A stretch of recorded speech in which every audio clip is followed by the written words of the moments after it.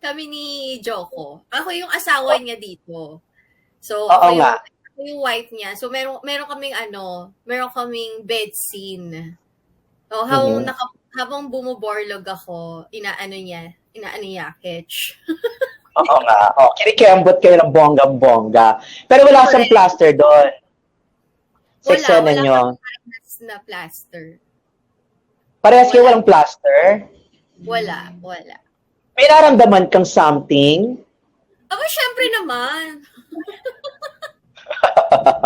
Pag-usapan natin yan maya-maya. Talaga naramdaman mo yung kay Joko? Kasi syempre, hindi, kahit naman lumayo siya ng isang ganito ka o ganyan, syempre, tatama pa rin yun sa mo, sa skin mo. Which is, hindi naman natin may iwasan kung talagang walang plaster, hindi ba? Mm. Mm-hmm. Para Oo lang, konti nararamdaman mo, paano-ano, kiliti-kiliti, gano'n.